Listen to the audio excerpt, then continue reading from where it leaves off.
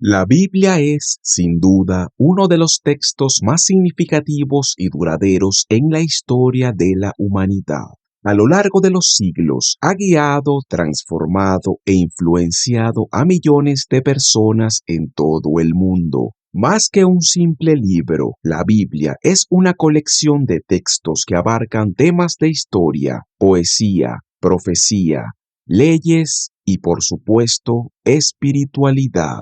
Compuesta por el Antiguo y el Nuevo Testamento, narra la creación del mundo, la relación de Dios con su pueblo elegido, la vida de Jesús y las visiones proféticas sobre el fin de los tiempos y la redención final. La narrativa de la Biblia comienza con la creación y culmina con la revelación del Apocalipsis, formando un ciclo completo de vida, caída, redención y restauración. En el video de hoy haremos un recorrido exhaustivo por los eventos más importantes que se relatan en sus páginas, mostrando cómo estos episodios han marcado la historia religiosa y espiritual de la humanidad.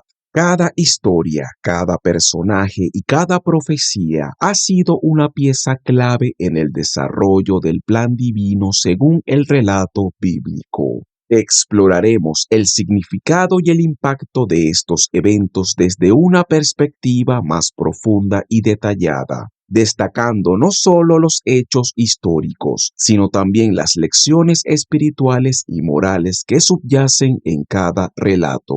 ¿Te gustaría seguir creciendo en tu camino espiritual? Dale like a este video, suscríbete al canal y activa las notificaciones para recibir más mensajes que te acerquen a Dios cada semana. En el principio, el poder creador de Dios. El relato comienza con las palabras: en el principio creó Dios los cielos y la tierra. Esta afirmación simple pero poderosa establece que todo lo que existe tiene su origen en Dios. No había preexistencia de la materia ni del tiempo. Todo fue traído a la existencia por el poder de la palabra de Dios. Él es presentado como el Creador Supremo, que con un simple mandato trajo a la existencia lo visible y lo invisible. La tierra, en sus dos primeras etapas, era desordenada y vacía, sumida en la oscuridad, con el Espíritu de Dios moviéndose sobre la faz de las aguas. Aquí se observa la actividad de Dios en el caos primordial, preparando el terreno para el acto de la creación. El primer acto de creación fue la luz. Dios dijo: sea la luz, y la luz se hizo. Este es un momento crucial, no solo porque marca el inicio del tiempo tal como lo conocemos, con la separación entre el día y la noche, sino también porque simboliza el poder de Dios para tener claridad y orden a la oscuridad. La luz fue separada de la oscuridad, y Dios llamó a la luz día y a la oscuridad noche. Con este acto, el ciclo del tiempo comenzó a girar, dando inicio a los días de la creación. Los días de la creación, el despliegue del orden divino. El relato de Génesis estructura la creación en 6 días, cada uno de los cuales representa una fase importante en el establecimiento del universo y la tierra tal como la conocemos. Después de la creación de la luz, Dios continuó estableciendo orden en el caos. El segundo día, Dios separó las aguas, creando un espacio entre las aguas de arriba y las de abajo, lo que llamamos el cielo. Esta división preparó el escenario para lo que vendría después. El tercer día, Dios hizo que las aguas que estaban debajo del cielo se reunieran en un solo lugar, revelando lo seco que llamó tierra, mientras que las aguas reunidas fueron llamadas mares. Pero el tercer día no terminó ahí. Dios ordenó a la tierra producir vegetación, plantas que den semilla y árboles que den fruto. Aquí, la tierra comenzó a florecer, cubriéndose de todo tipo de vida vegetal, estableciendo los ciclos de crecimiento, reproducción y sustento que serían fundamentales para el resto de la creación. En el cuarto día, Dios llenó los cielos con luminarias, creó el sol para gobernar el día y la luna para gobernar la noche. junto con las estrellas que adornan los cielos. Estas luminarias no solo proporcionaron luz, sino que también establecieron los ciclos de las estaciones, los días y los años, organizando el flujo del tiempo y la vida en la tierra. El quinto día trajo la creación de las criaturas del mar y las aves. Dios llenó las aguas con vida, desde los pequeños peces hasta los grandes monstruos marinos, y los cielos se llenaron de aves que volaban de un lado a otro. Dios bendijo estas criaturas diciéndoles que fueran fecundas y se multiplicaran, llenando los océanos y el aire con abundante vida. El sexto día fue el clímax de la creación. Dios creó primero a los animales terrestres, las bestias del campo, el ganado y todo tipo de criatura que se movía sobre la tierra. Pero el acto culminante de la creación fue la formación del ser humano. En un acto diferente a todos los demás, Dios dijo: hagamos al hombre a nuestra imagen, conforme a nuestra semejanza. Aquí, la creación del hombre y la mujer es presentada como algo único, un reflejo directo de la naturaleza divina. No fueron simplemente llamados a existir, sino que fueron hechos a imagen de Dios, dándoles una dignidad y un propósito especiales en la creación. La creación de Adán, el pináculo de la obra divina. El relato de la creación del hombre se detalla con mayor profundidad en el segundo capítulo del Génesis, donde se describe cómo Dios formó al primer hombre, Adán. En lugar de simplemente hablar y traer al hombre a la existencia, Dios personalmente moldeó a Adán del polvo de la tierra. Este acto sugiere una conexión íntima y personal entre Dios y el hombre, una relación que va más allá de la mera creación física. Después de formar a Adán, Dios sopló en sus narices el aliento de vida y el hombre se convirtió en un ser viviente. Este aliento divino no solo le dio vida física, sino también una vida espiritual. Adán fue creado para ser un ser racional y moral, capaz de conocer y adorar a Dios, y de gobernar sobre toda la creación como su representante en la tierra.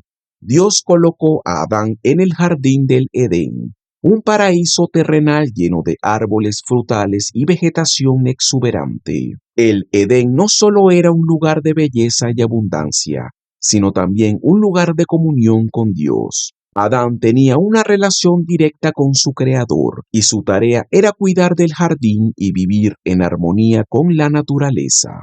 La creación de Eva, el complemento perfecto. Aunque Adán tenía la responsabilidad de cuidar del jardín y disfrutar de la comunión con Dios, Dios vio que no era bueno que estuviera solo. El ser humano fue creado para vivir en comunidad, y por ello Dios decidió crear un compañero adecuado para Adán. En un acto significativo, Dios hizo que Adán cayera en un profundo sueño y tomó una de sus costillas para formar a la primera mujer, Eva.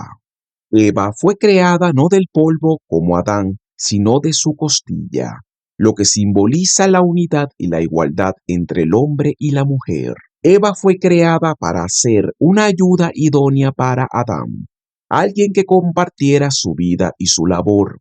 Cuando Adán despertó y vio a Eva, exclamó con asombro y alegría: «Esta es hueso de mis huesos, carne de mi carne». Juntos, Adán y Eva representaban la plenitud de la humanidad, creados a imagen de Dios para vivir en comunión entre sí con su Creador. El jardín del Edén, el paraíso perdido. El jardín del Edén era un lugar perfecto, un paraíso donde no existía el dolor, el sufrimiento ni la muerte. Adán y Eva vivían en paz y armonía, tanto entre ellos como con toda la creación. Tenían libre acceso a todos los frutos del jardín, excepto uno: el fruto del árbol del conocimiento del bien y del mal. Dios les había advertido que no comieran de ese fruto, porque en el día que lo hicieran ciertamente morirían.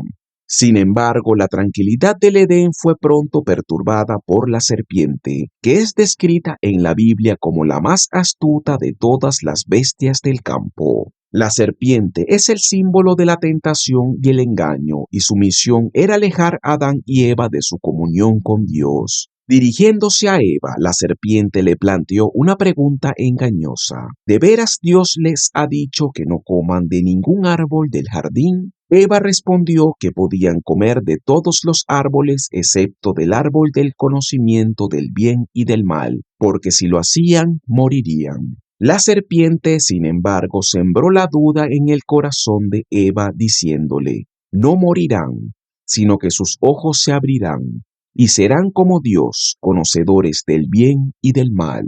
Seducida por el deseo de ser como Dios y adquirir sabiduría, Eva tomó del fruto y comió, y también dio a su esposo, quien comió con ella. ¿Te gustaría seguir creciendo en tu camino espiritual? Dale like a este video, suscríbete al canal y activa las notificaciones para recibir más mensajes que te acerquen a Dios cada semana. La caída. El ingreso del pecado en el mundo. Este acto de desobediencia marcó un punto de inflexión en la historia de la humanidad. Con este simple acto, el pecado y la muerte entraron en el mundo. Adán y Eva, al comer del fruto prohibido, rompieron su relación con Dios y se dieron cuenta de su desnudez, lo que simboliza la pérdida de su inocencia. Sintieron vergüenza por primera vez y trataron de cubrirse con hojas de higuera. Cuando Dios los confrontó, Adán culpó a Eva y Eva culpó a la serpiente. La armonía que una vez existió entre ellos se había roto y el pecado había corrompido no solo su relación con Dios, sino también entre ellos mismos. Como resultado, Dios los expulsó del jardín del Edén, condenándolos a vivir en un mundo lleno de dolor, sufrimiento y muerte. Sin embargo, incluso en este momento de juicio, Dios ofreció una promesa de redención. Hablando a la serpiente, Dios declaró que un día, de la descendencia de la mujer vendría un Salvador que aplastaría la cabeza de la serpiente, aunque sería herido en el proceso. Esta es la primera promesa mesiánica en la Biblia, que anuncia la futura victoria de Cristo sobre el pecado y la muerte. Caín y Abel, la primera tragedia humana. La historia de Caín y Abel es una de las más profundas y simbólicas en las primeras páginas de la Biblia.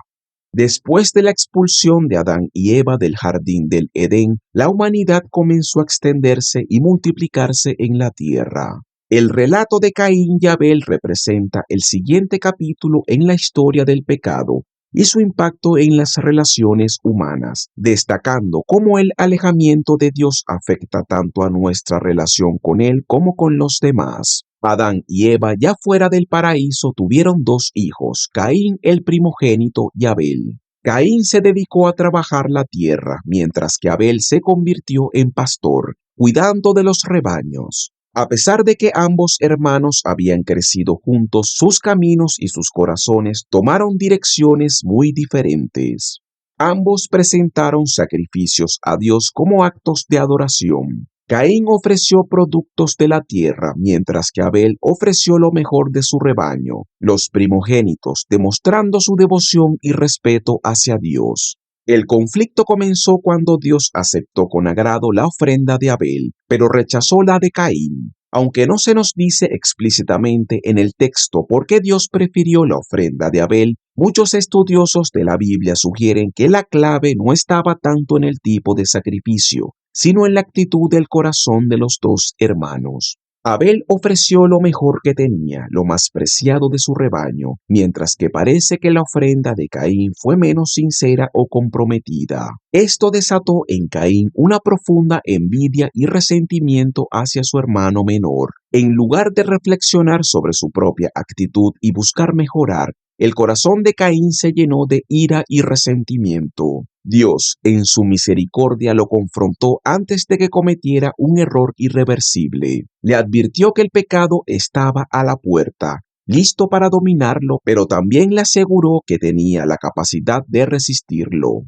Sin embargo, en lugar de hacer caso a esta advertencia divina, Caín permitió que el odio lo consumiera por completo. Finalmente, en un arrebato de ira, Caín llevó a Abel al campo, alejándolo de cualquier testigo, y lo asesinó. Este acto fue el primer homicidio en la historia de la humanidad, una tragedia que resonaría a lo largo de las generaciones.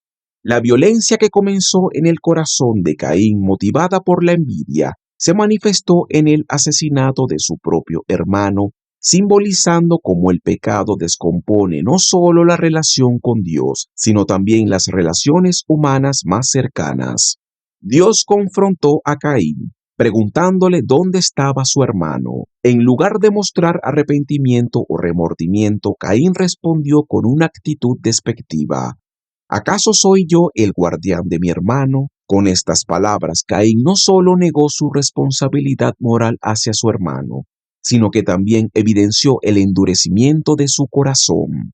El pecado había causado un distanciamiento tan profundo entre él y Dios y entre él y Abel, que ya no sentía compasión ni obligación hacia la vida que había destruido. Como castigo por su crimen, Caín fue condenado a vagar errante por la tierra, apartado de la presencia de Dios. La tierra que una vez había trabajado fielmente, ahora se volvería estéril para él, como un recordatorio constante de su transgresión. A pesar de su castigo, Dios mostró misericordia hacia Caín, marcándolo para que nadie lo matara. Este acto de protección divina, incluso hacia un asesino, revela que aunque el pecado trae consecuencias graves, Dios sigue ofreciendo oportunidades de gracia.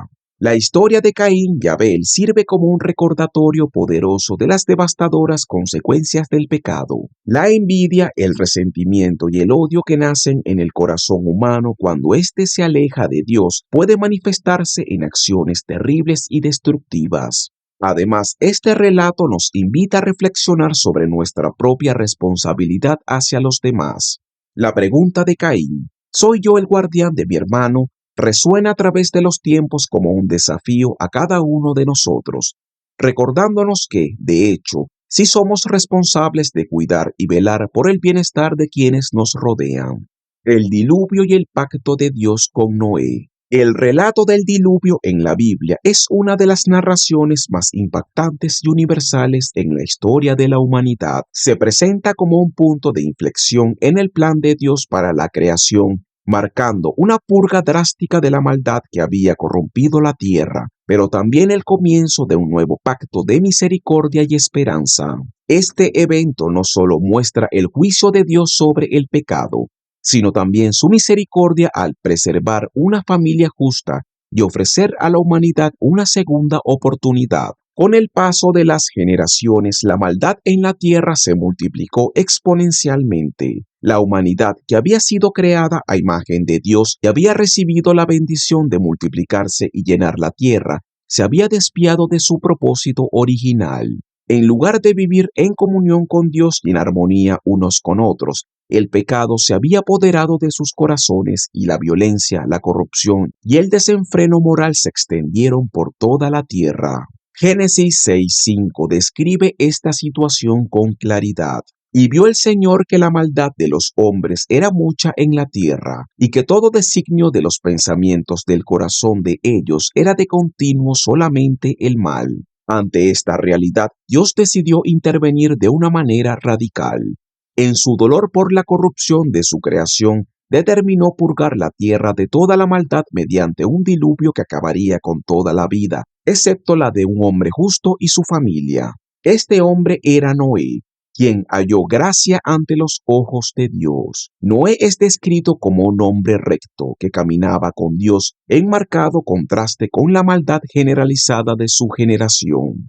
Dios reveló a Noé su plan de destruir la tierra con un diluvio y le dio instrucciones detalladas para construir un arca, una embarcación colosal que serviría como refugio durante el juicio inminente. El arca debía albergar no solo a Noé, su esposa, sus 3 hijos y las esposas de estos, sino también a una pareja de cada especie animal, asegurando así la preservación de la vida en la tierra después del diluvio. La construcción del arca fue una tarea monumental que requirió años de trabajo arduo y dedicación. Durante este tiempo, Noé y su familia debieron enfrentar la incredulidad y las burlas de sus contemporáneos. A pesar de las advertencias divinas que Noé pudo haber comunicado, la humanidad continuó con su vida, sin prestar atención a la inminente destrucción que se avecinaba. Esta actitud de indiferencia es destacada en los evangelios, cuando Jesús dice: como en los días de Noé, así será la venida del Hijo del Hombre, porque como en los días antes del diluvio estaban comiendo y bebiendo, casándose y dando en casamiento, hasta el día en que Noé entró en el arca. Mateo 24, 37, 38. Finalmente el día llegó, las puertas del arca se cerraron y las lluvias comenzaron a caer. Durante 40 días y 40 noches las aguas del diluvio cubrieron toda la tierra, destruyendo todo ser viviente que no estaba protegido dentro del arca. Este diluvio fue un acto de juicio divino sobre la maldad y el pecado que habían corrompido la creación. Sin embargo, también fue un acto de misericordia, ya que Dios había provisto un medio de salvación para Noé y su familia. Cuando las aguas finalmente retrocedieron, el arca quedó varada en el monte Ararat. Noé y su familia salieron del arca y ofrecieron sacrificios a Dios en señal de gratitud. En respuesta, Dios estableció un nuevo pacto con la humanidad. Prometió que nunca más destruiría la tierra con un diluvio y como señal de este pacto colocó un arco iris en el cielo. Este arco iris no solo simboliza la promesa de Dios, sino también su misericordia y fidelidad hacia su creación, a pesar de la inclinación de la humanidad hacia el pecado. El pacto de Dios con Noé es significativo porque establece un nuevo comienzo para la humanidad. Aunque el pecado no había sido erradicado por completo, Dios decidió no tratar con la humanidad de la misma manera devastadora. En lugar de la destrucción, Dios optó por la misericordia y el compromiso de trabajar con su creación caída. Este pacto prepara el camino para los pactos posteriores en la Biblia, especialmente el pacto de redención a través de Jesucristo. La Torre de Babel, la confusión de las lenguas. Después del diluvio, cuando Noé y su familia comenzaron a repoblar la tierra, la humanidad entró en una nueva fase de desarrollo. Las generaciones que siguieron a los hijos de Noé empezaron a formar sociedades, construir ciudades y desarrollar nuevas tecnologías. Esta repoblación marcó un nuevo comienzo para la humanidad, pero también trajo consigo nuevos desafíos espirituales. A medida que los pueblos crecían, la arrogancia y el deseo de alcanzar la grandeza comenzaron a tomar el control del corazón humano. Este orgullo culminó en uno de los relatos más fascinantes del Génesis, la construcción de la Torre de Babel. En este período, la humanidad todavía hablaba una sola lengua, lo que les permitía trabajar juntos de manera coordinada y eficiente. Este sentido de unidad y propósito compartido les dio la confianza de embarcarse en un proyecto ambicioso, construir una ciudad y una torre que llegara hasta el cielo. El lugar elegido para esta grandiosa obra fue la llanura de Sinar, en Mesopotamia. Con un sentido de autosuficiencia y orgullo, los hombres declararon: vamos, edifiquemos una ciudad y una torre cuya cúspide llegue al cielo, y hagámonos un nombre, por si fuéramos esparcidos sobre la faz de toda la tierra. Génesis 11:4. El motivo detrás de este proyecto era mucho más que el simple deseo de construir una gran estructura. Representaba la ambición humana de desafiar a Dios, de alcanzar la grandeza por sus propios medios y de evitar cumplir con el mandato divino de llenar y habitar toda la tierra. En lugar de dispersarse y llenar la tierra como Dios había ordenado después del diluvio, los hombres querían permanecer juntos y consolidar su poder en un solo lugar, construyendo una torre que simbolizara su propio poder y autoridad. Esta torre no solo era una hazaña arquitectónica, sino un monumento a la autosuficiencia y el orgullo humano, una declaración de que no necesitaban a Dios. Dios, observando desde el cielo, vio las intenciones del corazón humano y decidió intervenir. Aunque la unidad de la humanidad y su capacidad de colaboración eran impresionantes, el problema era que esta unidad se estaba utilizando para desafiar a Dios en lugar de para honrarle. En lugar de buscar la gloria de Dios, los hombres estaban buscando su propia gloria y querían construir una civilización sin la guía divina. Este acto de arrogancia fue visto como una rebelión directa contra el plan divino. Dios decidió frustrar sus planes de una manera inesperada y profunda. En lugar de destruir la torre o castigar físicamente a los constructores, Dios optó por confundir su lengua, haciendo que ya no pudieran entenderse entre ellos. La comunicación, que hasta entonces había sido un elemento clave para su unidad y éxito, se convirtió en un obstáculo insalvable.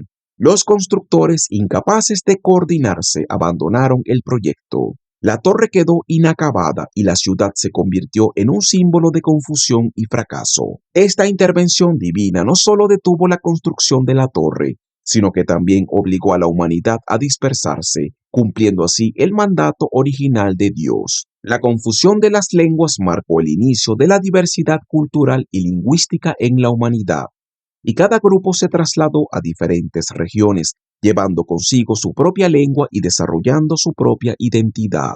De esta manera, Dios aseguró que su plan de llenar y habitar la tierra se cumpliera, incluso cuando la humanidad intentaba resistirlo. El relato de la Torre de Babel es un recordatorio poderoso de las consecuencias de la soberbia humana y la desobediencia a Dios. La arrogancia de los constructores que buscaban alcanzar el cielo y hacerse un nombre para ellos mismos les llevó a la confusión y a la dispersión. Este relato muestra que los intentos humanos de alcanzar la grandeza sin la guía divina están destinados al fracaso. También subraya la verdad de que la unidad y el éxito no tienen valor si no están alineados con la voluntad de Dios. A lo largo de la historia, este relato ha sido interpretado como una advertencia contra el orgullo y la autosuficiencia. La Torre de Babel nos recuerda que, aunque la humanidad es capaz de grandes logros cuando trabaja unida, estos logros son vacíos si se basan en la desobediencia a Dios. Es una lección sobre la importancia de la humildad y la necesidad de confiar en Dios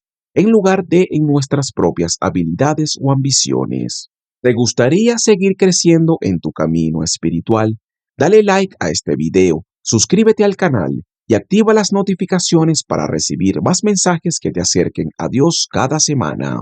Abraham y el pacto de Dios con su descendencia. Después de la confusión de las lenguas y la dispersión de los pueblos, la narrativa bíblica da un giro importante al enfocarse en un hombre particular, Abraham. Mientras que el relato de la Torre de Babel destaca la arrogancia y la autosuficiencia de la humanidad, la historia de Abraham resalta la fe, la obediencia y el plan de Dios para redimir a la humanidad a través de una relación especial con un individuo y su descendencia.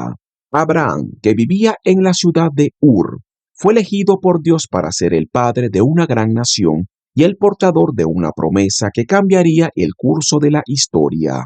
Dios le hizo a Abraham una promesa extraordinaria: haré de ti una gran nación, y te bendeciré, engrandeceré tu nombre y serás bendecido.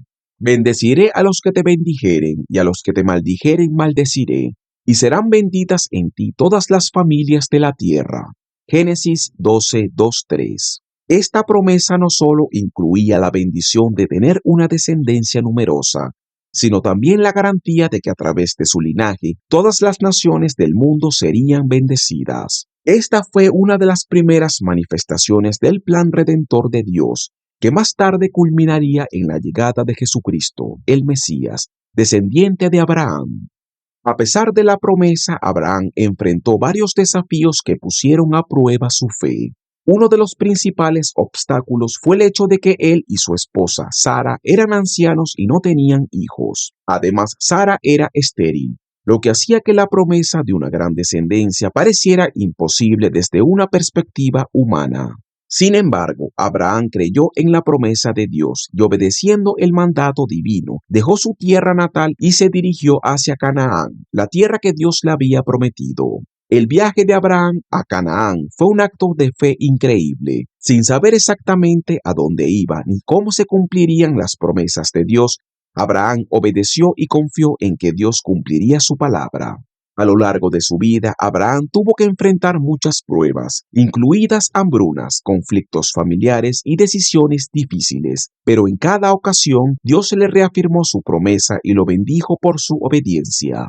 Una de las pruebas más difíciles que enfrentó Abraham fue el mandato de Dios de sacrificar a su hijo Isaac. el hijo de la promesa. A pesar de lo difícil que debió haber sido este mandato, Abraham mostró una fe inquebrantable al estar dispuesto a obedecer a Dios, incluso en esta circunstancia extrema. En el último momento, Dios detuvo a Abraham y proveyó un carnero para el sacrificio, demostrando que nunca tuvo la intención de que Isaac fuera sacrificado. Esta prueba fue un símbolo de la fe absoluta de Abraham y también prefiguró el sacrificio de Jesús en la cruz, donde Dios ofreció a su propio Hijo por la redención de la humanidad. Dios cumplió su promesa a Abraham y su esposa Sara. A pesar de su avanzada edad, dio a luz a Isaac. La historia de Abraham es un testimonio de fe, obediencia y confianza en las promesas de Dios. Aunque hubo momentos en los que la promesa parecía imposible, Dios demostró su fidelidad una y otra vez.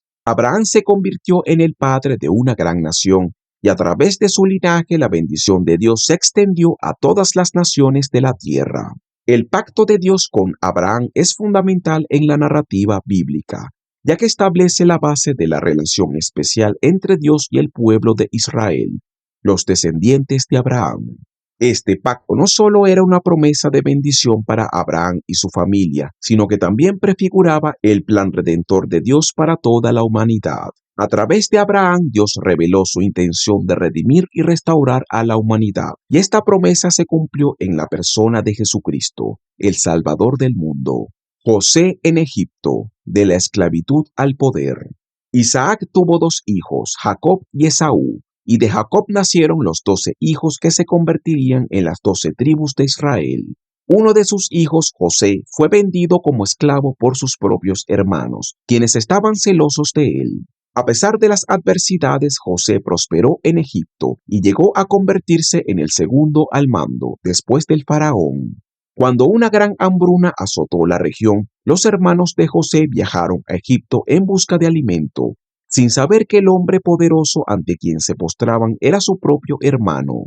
José, en lugar de vengarse, los perdonó y les reveló su identidad, demostrando que los planes de Dios son siempre más grandes de los que podemos imaginar. Esta historia resalta el tema de la redención y la restauración, incluso en medio de la traición y el sufrimiento. Moisés y el Éxodo, la liberación del pueblo de Israel. Después de varios siglos, el pueblo de Israel se convirtió en esclavo de Egipto.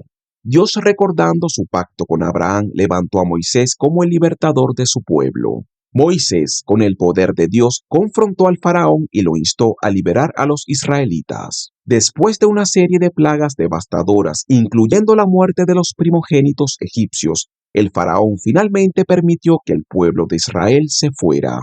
El éxodo de Egipto es uno de los eventos más dramáticos de la Biblia. Dios abrió el Mar Rojo para que su pueblo cruzara en seco, mientras que el ejército del faraón fue destruido cuando las aguas volvieron a su lugar. Después de este milagro, Dios entregó los 10 mandamientos a Moisés en el monte Sinaí, estableciendo una ley que guiaría la vida de su pueblo en la tierra prometida. Los jueces y la monarquía. El pueblo pide un rey. Tras la muerte de Moisés, Josué condujo al pueblo de Israel a la tierra prometida. Sin embargo, después de su muerte, el pueblo se sumió en un ciclo de desobediencia, arrepentimiento y liberación. Los jueces como Gedeón, Débora y Sansón fueron líderes temporales que Dios levantó para liberar a su pueblo de la opresión. Sin embargo, el pueblo clamaba por un rey para ser como las naciones vecinas. Dios les dio a Saúl como el primer rey, pero su desobediencia lo llevó a perder el favor divino. Fue entonces cuando Dios eligió a David, un joven pastor de Belén, para ser el rey de Israel. David unificó el reino, conquistó Jerusalén y estableció una dinastía que, según la promesa de Dios, duraría para siempre. Jesús, el cumplimiento de la promesa. En el Nuevo Testamento, la historia de la redención llega a un punto culminante con la vida, muerte y resurrección de Jesús. Nacido en Belén, Jesús fue el Salvador prometido por los profetas. Durante su ministerio realizó milagros, enseñó a las multitudes y proclamó el reino de Dios. Sin embargo, su misión final era sacrificar su vida por los pecados de la humanidad. Jesús fue arrestado, juzgado, crucificado, pero al tercer día resucitó de entre los muertos, demostrando su victoria sobre el pecado y la muerte. Su resurrección en el evento central de la fe cristiana, ya que a través de ella se ofrece la promesa de la vida eterna a todos los que creen en él. El nacimiento de la iglesia y la revelación final. Después de la ascensión de Jesús al cielo, sus discípulos, llenos del Espíritu Santo, comenzaron a predicar el Evangelio por todo el mundo. El libro de los Hechos narra la expansión de la iglesia primitiva y los desafíos que enfrentaron en su misión. El apóstol Pablo fue uno de los principales misioneros, llevando el mensaje de Jesús a los judíos y gentiles por igual. La Biblia concluye con el libro del Apocalipsis, una visión profética del fin de los tiempos y la segunda venida de Cristo. En esta visión se revela que el mundo será juzgado, pero aquellos que sigan a Cristo serán redimidos y vivirán para siempre en un nuevo cielo y una nueva tierra. La historia de la Biblia es, en última instancia, una historia de esperanza, redención y restauración. Desde la creación hasta la revelación final, el mensaje central es claro. Dios tiene un plan para la humanidad, y ese plan culmina en la reconciliación y la restauración de todas las cosas. Hermano mío que llegaste hasta esta parte del video, deseo que en todos tus caminos te vaya bien. Es por eso que deseo que busques cada vez más de Dios. No te quedes solo con lo que te he dicho en este video. Búscalo cada día que Él está esperando por ti. Hasta la próxima, mis hermanos.